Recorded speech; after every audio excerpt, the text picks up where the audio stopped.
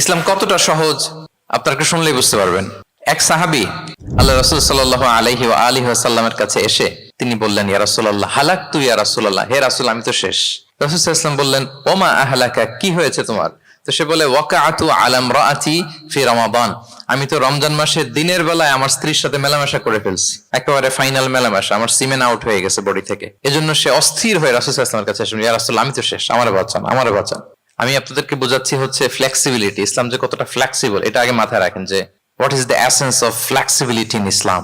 ইচ্ছা করে যদি কেউ রোজা ভাঙে, তার বিধান হচ্ছে তার কাজাও করতে হবে, কাফফারাও দিতে হবে। কাজা মানে একটা রোজার জন্য আরেকটা রোজা, আর কাফফারা হচ্ছে হয় তাকে একটা দাস আজাদ করতে হবে, অথবা তাকে 60টা রোজা রাখতে হবে টানা, অথবা 60 জন মিসকিনকে খাওয়াতে হবে। তো সে যখন এসে বললো, ইয়া রাসূলুল্লাহ আমাকে বাঁচান, কি করবো আমি? রাসূল সাল্লাল্লাহু আলাইহি ওয়াসাল্লাম বলেন, আচ্ছা ঠিক আছে, তুমি এই কাজ করে ফেলছো, তোমার তো পেনাল্টি হয়েছে। তো পেনাল্টি কি? তো বলে যে, রাসূল সাল্লাল্লাহু আলাইহি ওয়াসাল্লাম বলেন যে তুমি একটা দাস আজাদ করে দাও। বলে, ইয়া রাসূলুল্লাহ এই সক্ষমতা আমার নাই, আমি দাস আজাদ করবো কোত্থেকে? আচ্ছা এটা পারবা না, তো তাহলে টানা 60টা রোজা রাখো কাফারা হিসেবে, টানা 60 দিন রোজা রাখতে হবে, রমজান চলে যাওয়ার পরে 60 দিন রোজা, এটা রাখো।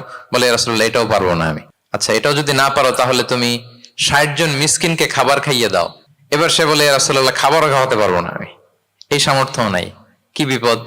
দাস আজাদ এটাও পারবা না, টানা 60টা রোজা এটাও পারবা না, 60 জন মিসকিনকে খাবার দিবা তাও পারবা না, তো কি আর করা, বসো এক পাশে বসো। বসে আছেন, উনি অন্যান্য কাজ সারতেছেন।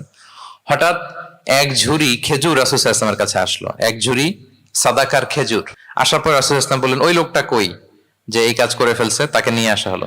রাসূল সাল্লাল্লাহু আলাইহি ওয়াসাল্লাম বললেন, যাও, দাসও আজাদ করতে পারবা না, 60টা রোজাও রাখতে পারবা না, 60 জন মিসকিনকে খাবারও দিতে পারবো না, তাহলে এক ঝুড়ি খেজুর আমার দরবারে আসছে, চ্যারিটির সাদাকার খেজুর, যাও এগুলো গরিবদের মাঝে বিতরণ করে দাও, তাসাদ্দাক বিহা ফিল মাদিনা, মদিনায় বিতরণ করে দাও। এবার সে বলে, আলা আফকারা মিন্না ইয়া রাসূলুল্লাহ, ইয়া রাসূলুল্লাহ আমার চেয়ে গরিব কাউকে দিতে হবে? রাসূল সাল্লাল্লাহু আলাইহি ওয়াসাল্লাম বললেন, হ্যাঁ গরিব কাউকে দিবা। বলতেছে, এই পুরো মদিনাতে আমার চেয়ে গরিব আর কেউ নাই। কি বিপদ! তোমার চেয়ে গরিব আর কেউ নাই? বলতেছে, আমি সবচাইতে মদিনায় গরিব। বলতেছে, তাহলে কি আর করবো, নিয়ে যাও বাসায়, তুমি আর তোমার ফ্যামিলির সবাই মিলে এটা খাও। চিন্তা করেন, আসছিল পেনাল্টি দিতে, নিয়ে গেল এক ঝুড়ি, কথা বোঝা নাই, নিয়ে গেল এক ঝুড়ি খেজুর।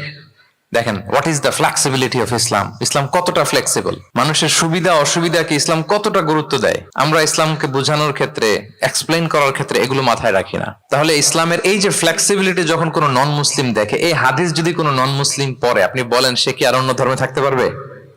যে একটা ধর্ম এত ফ্লেক্সিবল হয় কি করে, এত ফ্লেক্সিবল। এভাবে আপনি যদি দেখেন যে রাসূল সাল্লাল্লাহু আলাইহি ওয়াসাল্লাম খুব সহজ করে দিন ইসলামকে উপস্থাপন করেছেন। Be a part of our vision. Do listen and share the khair.